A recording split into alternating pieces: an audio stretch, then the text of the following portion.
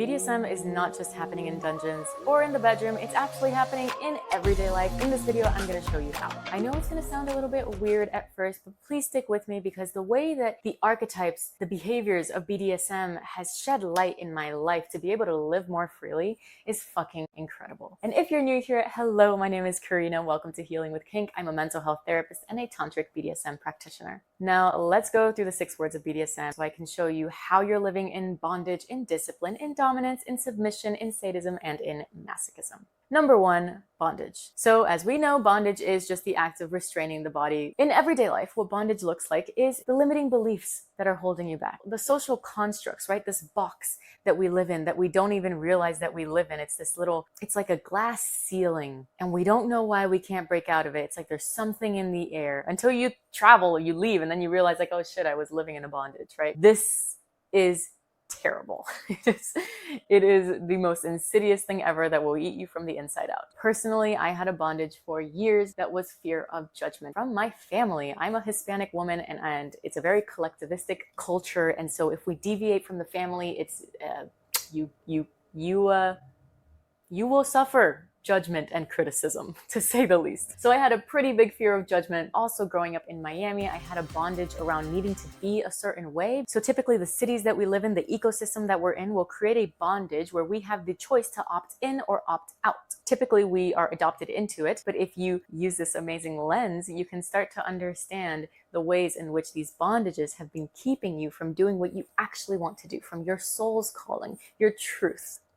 So journal prompt for you. What are the bondages in my life that are keeping me from living in my highest timeline, from living my highest truth, from living my highest expression? What constructs are holding me back? Okay, that's bondage. Second letter is discipline. Discipline is the solve to bondage. So discipline is essentially the acts and behaviors that keep you in alignment with yourself. For me, when I had this fear of judgment and I really wanted to start a company, my first company, Strategic Soul, which is a mental health therapy company, what my discipline was to create the Instagram. Just fucking start the thing. That's what I did. That was my discipline, to just show up. So what do you need to be able to dismantle the bondage, to be able to dismantle the limiting beliefs? This is your discipline. Maybe if you're working through an unworthiness wound, that's your bondage, which by the way, I think every fucking human has this deep feeling of not being worthy of love. And it leads you to have a fear of intimacy maybe. The way to solve that, your discipline might be to hire a coach, hire a therapist, someone that you know is holding you accountable on a week-to-week basis to help undo this wounding. Then we have dominance. That is the act of being the dominant in your life, taking charge, claiming your desires, setting your boundaries, being the CEO, being able to fire people in your life that you don't want, promote the ones that you do want. This is being in charge of your life. You are running it. You're not allowing anyone else to run it. Your mom doesn't run it. Your boss doesn't run it. Your sister doesn't run it. It's you. Are you the dominant role in your life? I sure as fuck was not for a really long time. It almost felt like it was selfish in a way. Selfish for me to lead with my desire to claim what I wanted. And by the way, this also extends to like everyday small tasks. When you order a coffee, you're ordering at Starbucks.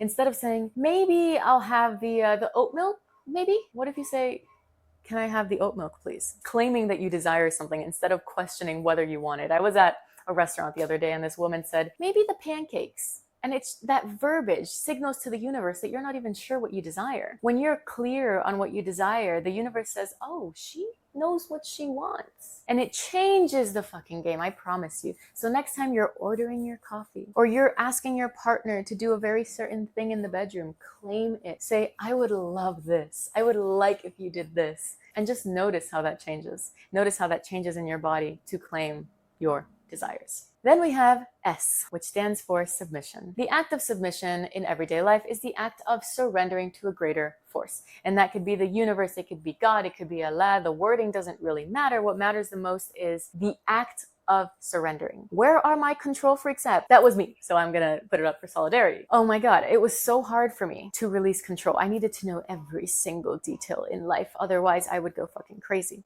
And if that's you, well, get ready because life doesn't always go according to plan.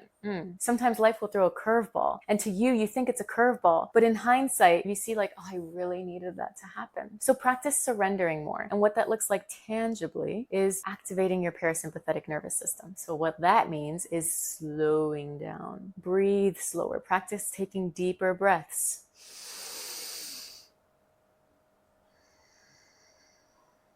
Most of us have very shallow breathing that comes from the chest, but I want you to practice your belly expanding.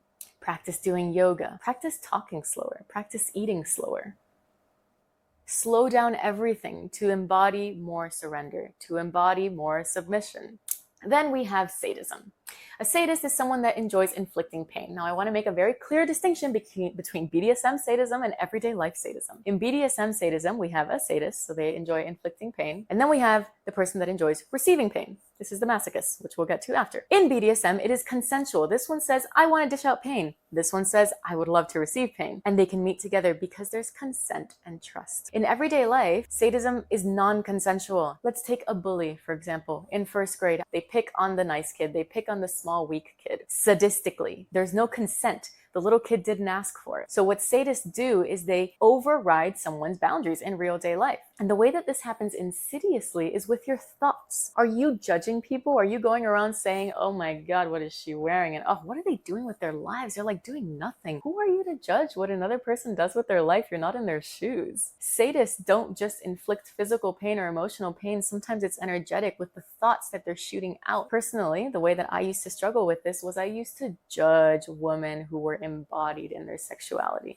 who were just confident in themselves, in their sensuality. That was so hard for me to witness because I judged it because I actually secretly wanted it. And that's typically why sadists will indulge in that way. It's because they desire that thing, because they're insecure. Bullies are insecure. I was insecure. So I want you to own the ways in which you are sadistically inflicting pain onto others, again, via your thoughts. Maybe it's physical, maybe it's mental, maybe it's emotional. Take time to sit with this one because the mind might say, no, that's definitely not me, but I want you to sit with this one. Then we have M, the last letter, which is masochism. That's the person that enjoys receiving pain. This one can get really, really, really toxic because this is the person that does not believe that they're lovable. They do not believe that they're worthy. And that is why they will entertain the mediocre relationship. That is why they will say yes to working overtime without compensation. That is why they will say yes when they mean no and say no when they mean yes. A masochist who is running throughout life unconsciously inviting pain, that chips away at your integrity. It chips away at your energy because you're allowing it to be sapped every single time.